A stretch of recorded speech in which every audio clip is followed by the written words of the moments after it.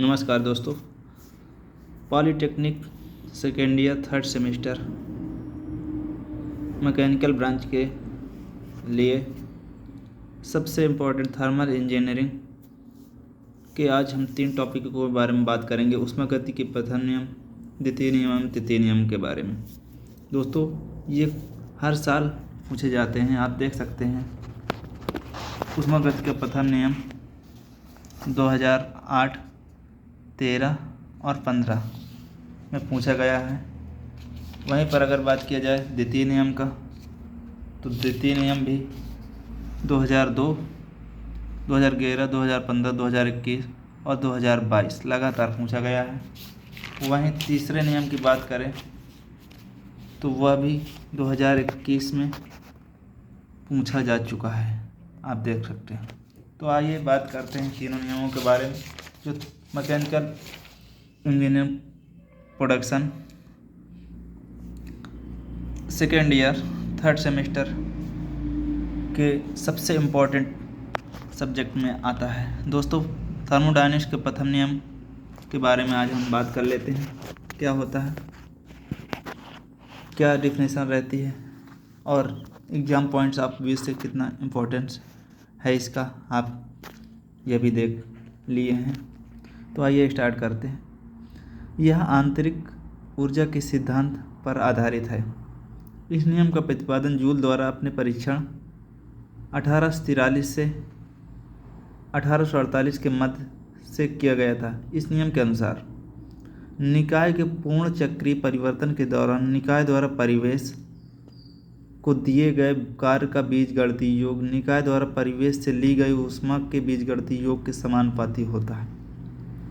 गणितीय रूप में अगर बात किया जाए तो dq = dw इसका रहता है।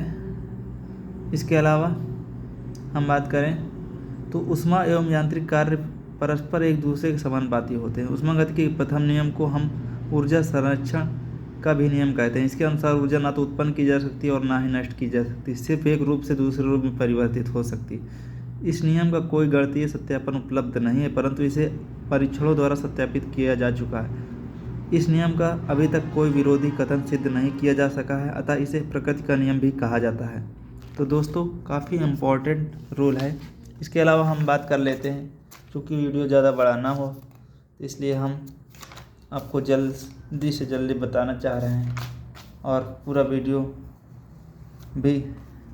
वीडियो में तीनों जो ऊष्मागति का प्रथम नियम, द्वितीय नियम और तृतीय नियम भी रखना चाह रहे हैं। ऊष्मागति की द्वितीय नियम के अनुसार हम बात कर लेते हैं। ऊष्मा कभी ठंडी वस्तु से गर्म वस्तु की ओर स्वतः प्रवाहित नहीं होती है। इस नियम को विभिन्न विद्वानों द्वारा निम्न प्रकार से परिभाषित किया गया है।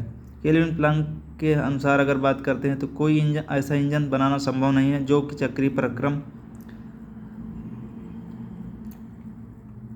प्रचालित होते हुए प्राप्त की गई समस्त ऊष्मीय ऊर्जा को कार्य में परिवर्तित कर सके। अर्थात किसी इंजन के लिए dq = dw।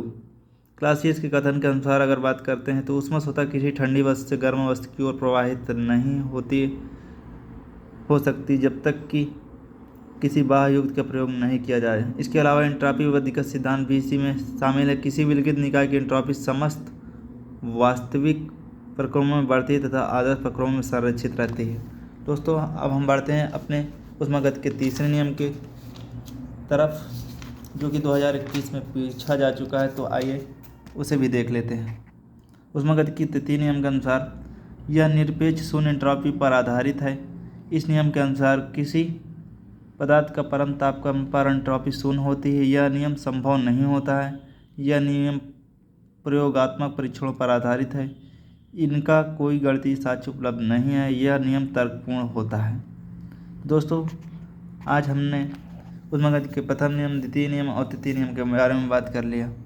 मिलते हैं किसी अन्य वीडियो में। Thank you.